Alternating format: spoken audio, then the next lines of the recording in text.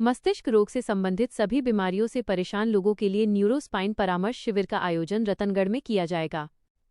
शहर के बीरा मंदिर के पास स्थित Bhama medical and general store पर प्रत्येक शुक्रवार दोपहर 1 बजे से 3 बजे तक बाहर से आए हुए डॉक्टरों द्वारा अपनी सेवाएं दी जाती हैं, जिसमें इस बीमारी से ग्रसित लोगों का समुचित उपचार किया जाता है। जयपुर, सीकर एवं बीकानेर से दवा मंगवाने के लिए भी संपर्क करें। शहर के लिंक रोड पर बिना इजाजत चल रहे निर्माण की शिकायत करने वाले एक व्यक्ति के घर पर चल रहे कार्य की निर्माण सामग्री की जब्ती की कार्रवाई गुरुवार की शाम नगरपालिका ने की है। शिकायतकर्ता गोविंद सिंह ने आरोप लगाया है कि नगरपालिका द्वारा बिना किसी नोटिस के उस पर उक्त कार्रवाई की है, जो गलत है, जबकि उसके पास घर के चल रहे निर्माण कार्य की स्वीकृति नगरपालिका द्वारा दी गई है, जो उसके पास है। वहीं दूसरी ओर ईओ डॉक्टर सहदेव चारण ने बताया कि गोविंद सिंह नाम का व्यक्ति उन्हें बार बार फोन कर मानवाधिकार आयोग का अध्यक्ष एवं बड़े नेताओं के साथ निजी संबंध होने का कहते हुए लिंक रोड पर वर्षों पूर्व सरकार द्वारा ऑक्शन की गई जमीन पर चल रहे बिना इजाजत निर्माण कार्य की लगातार शिकायत कर रहा है। बार बार शिकायत करने पर पालिका ने लिंक रोड पर चल रहे निर्माण कार्य को रुकवा दिया। वहीं दूसरी ओर शिकायतकर्ता का निर्माण भी नियमानुसार नहीं पाए जाने पर गुरुवार की शाम नगर पालिका प्रशासन ने सामान जब्ती की कार्रवाई करते हुए नियमानुसार निर्माण कार्य करवाने का कहा है। ईओ ने बताया कि निर्माण कार्य में शेडबैग भी नहीं छोड़ा गया है। जब्ती की कार्रवाई के दौरान मौके पर मोहल्ले के लोगों की भीड़ लग गई। रतनगढ़ वासियों, अब इलाज के लिए नहीं जाना पड़ेगा दूर दराज, क्योंकि आपके अपने शहर रतनगढ़ में शुरू हो चुका है सुमंगलम हॉस्पिटल, जहां एक ही छत के नीचे उपलब्ध है एलोपैथिक और आयुर्वेदिक स्वास्थ्य सेवाएं। सुमंगलम हॉस्पिटल में गर्भवती महिलाओं को प्रसव के लिए बाहर जाने की भी जरूरत नहीं, क्योंकि यहां है 30 वर्षों की अनुभवी डॉक्टर आभा कालरा और ट्रेंड नर्सिंग स्टाफ। गर्भवती महिलाओं की नॉर्मल और सीजेरियन डिलीवरी हेतु आधुनिक लेबर रूम, साथ ही डिलीवरी पर दी जा रही है विशेष छूट। हमारा पता है Sumangalam hospital, Churu bus stand के पास, रतनगढ़। प्रतिकर के रूप में दिव्यांग व मंदबुद्ध विवाहिता को 6 लाख रुपए की राशि मिलेगी। इनमें से 4.5 लाख रुपए की FDR होगी तथा 1.5 लाख रुपए की राशि पीड़िता के बचत खाते में जमा करवाई जाएगी। एडीजे सुरेंद्र कौशिक द्वारा 2021 के ज्यादती के एक प्रकरण में आरोपी को विनोद कुमार निवासी गोलसर को आजीवन कारावास एवं अर्थदंड से दंडित किया गया था। साथ ही न्यायालय द्वारा पीड़िता को पीड़ित प्रतिकर दिलाए जाने हेतु विधिक सेवा प्राधिकरण चूरू को अनुशंसा प्रेषित की गई थी। अपर लोक अभियोजक डॉक्टर जयाकांत बिमवाल ने पीड़िता की ओर से पैरवी की थी। तालुका विधिक सेवा समिति की सचिव लक्ष्मी सैनी ने बताया कि न्यायालय द्वारा दिए गए निर्णय के आधार पर यह पाया गया कि पीड़िता परित्यागता, दिव्यांग, मंदबुद्धि है तथा वह अपनी माता के साथ रह रही है। न्यायालय द्वारा की गई अनुशंसा पर जिला विधिक सेवा प्राधिकरण चूरू द्वारा राजस्थान विक्टिम कंपनसेशन स्कीम 2011 के अंतर्गत कदम उठाते हुए पीड़िता को प्रतिकर योजना के तहत 6 लाख रुपए की स्वीकृति प्रदान की है। साथ ही संदेश दिया कि अपराध से पीड़ित व्यक्तियों को राजस्थान विक्टिम कंपनसेशन स्कीम 2011 को आर्थिक सहायता प्रदान किए जाने का प्रावधान है, जिससे पीड़ित व्यक्ति को राहत व संबल प्रदान हो सके। स्टाइलिश, ट्रेंड एवं ब्रांडेड कपड़े मिलेंगे आपको, सब कुछ एक साथ। हम लेकर आए हैं आपके लिए एक ऐसा जबरदस्त ऑफर। 2 कपड़ों की खरीदारी पर ले जाइए 6 पीस कपड़े, वो भी फ्री। साथ ही सूट ब्लेजर पर 70%, जैकेट पर 60%, सिलेक्टेड स्टॉक पर 70% छूट। हमारे पास है प्रीमियम रेमंड फैब्रिक से बने कैजुअल व फॉर्मल कलेक्शन। हमारा पता है LM street, exclusive store, Ashok स्तंभ के पास, रतनगढ़, चूरू। क्षेत्र में पिछले 2 दिनों से बदले मौसम के मिजाज के चलते शहर व ग्रामीण क्षेत्र की बिजली आपूर्ति प्रभावित हुई। बुधवार की शाम क्षेत्र में आए तेज अंधड़ की वजह से ग्रामीण व शहरी क्षेत्र में लगभग 3 दर्जन से अधिक पोल गिर जाने से गांव व शहर के वार्डों में बिजली आपूर्ति प्रभावित रही। बिजली की स्थिति की जानकारी के लिए जब शहर के लोग FRT टीम को फोन करते हैं तो उनका मोबाइल बंद आता है। वहीं JEN, AEN व XEN के फोन नहीं उठते। लोगों ने बताया कि पिछले 2 दिनों से जोधपुर डिस्कॉम के अधिकारियों की जवाबदेही जनता के प्रति नगण्य बनी हुई है। साथ ही अपनी जवाबदेही से बचते हुए आम जनता को संतोषप्रद जवाब भी नहीं दे पा रहे हैं, जिसके चलते लोगों में और अधिक आक्रोश है। इस संदर्भ में शहर के कई लोगों SDM व जोधपुर डिस्कॉम के अधीक्षण अभियंता को भी मौखिक शिकायत दर्ज करवाई है। गुरुवार की शाम बिजली समस्या को लेकर जब अधिकारियों से फोन पर बात करनी चाहिए तो JEN, AEN व XEN के फोन पर घंटी जा रही है, लेकिन फोन उठाकर जवाब देना भी मुनासिब नहीं समझते। ये स्थिति इन दिनों जोधपुर डिस्कॉम के अधिकारियों की बनी हुई है। पड़िहारा कस्बे की राजकीय उच्च माध्यमिक बालिका स्कूल में गुरुवार को छात्राओं को पोषाहार में कृष्ण भोग खिलाया गया। दिनेश पुत्र किशनलाल दाधीच द्वारा छात्राओं के लिए दाल चूरमा व मिल्क रोज की व्यवस्था की गई। दीप प्रज्वलन से शुरू हुए कार्यक्रम में प्रधानाध्यापिका सतकोर द्वारा स्कूल परिवार को भामाशाहों द्वारा मिल रहे सहयोग की जानकारी दी। इस अवसर पर बाबूलाल शर्मा, विमल कोठारी, रेवंतमल शर्मा, ओम प्रकाश, श्याम सुंदर देरासरी, बहादुर सिंह, रमेश शर्मा सहित स्कूल परिवार के सदस्य एवं छात्राएं उपस्थित थीं। इस थाना क्षेत्र में 10 मई की रात NH 11 पर गांव टीडियासर के निकट अज्ञात वाहन से हुई अज्ञात व्यक्ति की मौत के 3 बाद भी मृतक की शिनाख्त नहीं हो पाई। मृतक के पास शिनाख्ती से संबंधित कोई भी कागज नहीं मिलने पर पुलिस ने अलग अलग लोगों को दिखाकर शिनाख्ती के प्रयास किए, लेकिन 3 दिनों की कड़ी मशक्कत के बाद भी मृतक की शिनाख्त नहीं हो पाई, जिस पर पुलिस ने गुरुवार को लाश का पोस्टमार्टम करवाकर लिंक रोड स्थित श्रीराम मुक्तिधाम में अंतिम संस्कार करवाया। अखिल भारतीय राष्ट्रीय शैक्षिक महासंघ से जुड़े शिक्षकों ने गुरुवार को समस्याओं के निस्तारण के लिए मुख्यमंत्री भजनलाल एवं शिक्षा मंत्री मदन दिलावर के नाम तहसीलदार के माध्यम से ज्ञापन दिया है।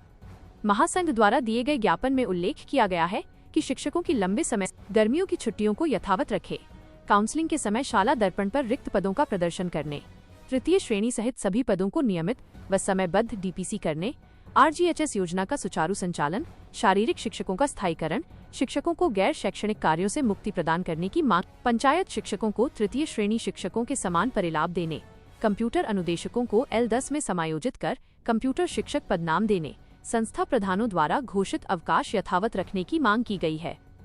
ज्ञापन देने वालों में शिक्षक नेता बनवारीलाल जांगिड़, मनोज सारस्वत, राजेश कौशिक, जगनाराम सोडा, नीलेश इंदौरिया, पंकज पीपलवा, ओम प्रकाश महर्षि, ऋषि कुमार सिंह, अशोक वर्मा, अन्नम भारद्वाज, अंजू चौहान, मंजू कुल्हरी, विशाल गुप्ता, कुलदीप मारोलिया, विशाल शर्मा सहित काफी संख्या में शिक्षक उपस्थित थे।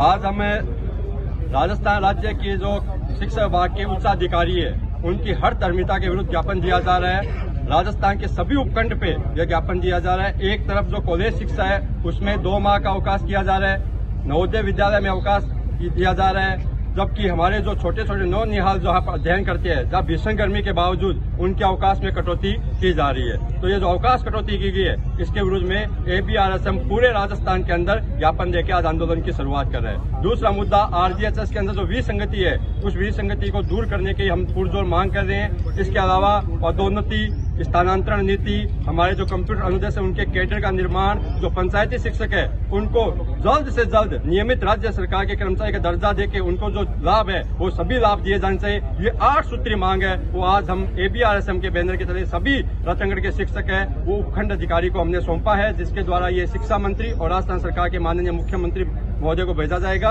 अगर यहाँ पे हमारी मांगे नहीं मानी जाएगी तो जिला स्तर पे और जिला स्तर के बाद में राजस्थान के जयपुर में विधानसभा का घेराव करने का हमारे संगठन ने फैसला किया है। लेकिन हमें विश्वास है कि राजस्थान सरकार हमारी मांगों को जल्द से जल्द सुनवाई करके शिक्षकों की समस्या का समाधान करेगी, क्योंकि जब तक शिक्षक परेशान रहेगा कक्षा कक्ष के अंदर जो बालक बैठा है उस बालक के सुदृढ़ भविष्य का निर्माण नहीं हो सकता। जितने भी शिक्षक इस प्रचंड गर्मी के अंदर यहाँ पे पधारे उन सभी का मैं राजस्थान शिक्षक संघ की ओर से अध्यक्ष होने के नाते मैं सबका धन्यवाद ज्ञापित करता हूँ। बहुत बहुत आभार।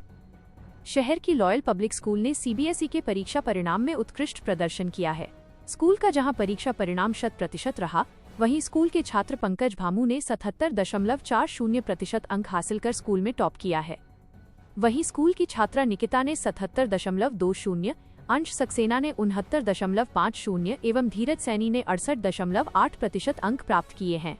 स्कूल के सभी विद्यार्थियों ने प्रथम स्थान अर्जित कर स्कूल व क्षेत्र का नाम गौरवान्वित किया है। इस उपलब्धि पर स्कूल परिवार में हर्ष की लहर दौड़ गई तथा मेधावियों का सम्मान किया गया। रतनगढ़ के वार्ड संख्या 21 में रेलवे घुम चक्कर के पास स्थित निवर्तमान पार्षद राजकुमार बबेरवाल एवं प्रॉपर्टी डीलर सुनील बबेरवाल के घर पर गुरुवार की अलसुबह बदमाशों ने ताबड़तोड़ फायरिंग की घटना को अंजाम दिया है। लगभग 10 से 12 गोलियां घर पर दागी गईं, जिससे एक गोली तो कमरे के 2 दरवाजे चीरती हुई कमरे में चली गई। घटना की सूचना पर लोगों की भीड़ लग गई तथा पुलिस के उच्चाधिकारी मौके पर पहुंचे एवं अपनी कार्रवाई तेज करते हुए पूरे जिले में नाकाबंदी करवाई। उक्त घटना को 1 साल पूर्व निवर्तमान पार्षद से रोहित एवं वीरेंद्र द्वारा मांगी गई फिरौती की धमकी से जोड़कर देखा जा रहा है। गुरुवार सुबह अधिकांश लोग घरों में सो रहे थे। गोलियों की आवाज सुनकर इलाके में सनसनी फैल गई। लोगों ने देखा तो बदमाश मौके से भाग रहे थे। फायर के निशान मकान, बालकनी, पोर्च, दरवाजे एवं पोर्च पर लगे सीलिंग फैन पर दिखाई दिए। वहीं पुलिस ने आसपास के घरों में लगे CCTV कैमरों की फुटेज भी खंगाले, जिसमें संदिग्ध व्यक्ति नकाब में दिखाई दिए। मोहल्ले के कुछ युवा गुरुवार की सुबह मॉर्निंग वॉक करके अपनी घर की तरफ आ रहे थे तो उन्होंने बताया कि 2 व्यक्ति मोबाइल पर घर की किसी व्यक्ति को लोकेशन दिखा रहे थे। मोबाइल पर हरी झंडी मिलने के बाद ही इन्होंने बबेरवाल के घर को टारगेट किया था। घटना के समय निवर्तमान पार्षद बबेरवाल अपने घर पर नहीं था। वो पारिवारिक कार्यक्रम में भाग लेने के लिए बुधवार को ही सूरत रवाना हुआ था। पीछे परिवार के 6 सदस्य घर पर थे। ताबड़तोड़ फायरिंग की घटना के बाद पूरे परिवार के लोग दहशत में दिखाई दिए। घटना में कोई जनहानि नहीं हुई, लेकिन मोहल्ले में दहशत का वातावरण बन गया। जैसे जैसे घटना की जानकारी लोगों तक पहुंची, तो लोगों की भीड़ घटनास्थल पर एकत्रित हो गई। वहीं गुरुवार की शाम तक पुलिस के आलाधिकारियों ने अलग अलग दौरा कर घटना का जायजा लिया तथा मौके से खाली कारतूस भी जब्त किए हैं। Additional SP Satpal Singh, DYSP Insar Ali, CI Gaurav Khidiya police बल के साथ मौके पर पहुंचे तथा अलग अलग एंगल से घटना की जांच में जुट गए। घटना को लेकर प्रॉपर्टी डीलर सुनील कुमार बबेरवाल ने मामला दर्ज करवाया है। सुनील ने पुलिस में दी गई रिपोर्ट में उल्लेख किया है कि वो और उसका बड़ा भाई राजकुमार प्रजापत दोनों सामलाती घर में रहते हैं। हमारा घर 2 मंजिला है। नीचे वाले मकान में भाई राजकुमार प्रजापत रहता है तथा ऊपरी मंजिल में वह रहता है। सुबह करीब 5 बजे वो उठकर ऊपर की मंजिल की बालकनी में टहल रहा था कि 2 नकाबपोश व्यक्ति उसके घर के आगे, जिनमें से एक व्यक्ति ने अपने हाथ में हथियार ले रखा था। उस व्यक्ति ने मेरी तरफ हथियार तान दिया तथा साथ वाले व्यक्ति ने एलानिया धमकी दी कि तुमने वीरेंद्र चारण व रोहित गोदारा का काम नहीं किया। उनके द्वारा मंगवाए गए 1 करोड़ रुपए रोहित व वीरेंद्र के माता पिता को नहीं भेजे। तुझे जान से हाथ धोना पड़ेगा और जिंदा नहीं छोड़ेंगे। धमकियां देते हुए हथियार लिए हुए व्यक्ति ने जान से मारने की नियत से अंधाधुंध फायरिंग शुरू कर दी। वो पिल्लर के पीछे छुप गया। उन नकाबपोश व्यक्तियों ने जान से मारने की नियत से 10 से 12 राउंड फायर किए। जब वो फायरिंग कर रहे थे तो उनका नकाब चेहरे से हट गया तथा दोनों की शक्ल दिखाई देने लगी। इतने में ही वे दोनों व्यक्ति वहां से फरार हो गए। सुनील ने रिपोर्ट में लिखा है कि करीब 1 वर्ष पहले उसके भाई राजकुमार प्रजापत को वीरेंद्र चारण नाम के व्यक्ति ने धमकी देकर फिरौती की मांग की थी। गैंगस्टर रोहित गोदारा निवासी कपूरीसर, वीरेंद्र चारण निवासी बोबासर द्वारा मांगी गई फिरौती की राशि हमारे द्वारा वीरेंद्र व रोहित के माता पिता को नहीं पहुंचाने पर अपनी गैंग के लोगों से मरवाने के लिए हम पर फायरिंग करवाने की घटना करवाई है। पुलिस ने इस रिपोर्ट पर मुकदमा दर्ज कर जांच प्रारंभ कर दी है। वहीं घटना के बाद आरोपी चूरू तारानगर रोड पर गौशाला के पास नाकाबंदी तोड़कर भागते समय पुलिस से मुठभेड़ की। मुठभेड़ में एक गोली आरोपी के पैर पर लगी तो वहीं दूसरे आरोपी का पैर फ्रैक्चर हो गया, जिन्हें चूरू जिला अस्पताल में भर्ती करवाया गया।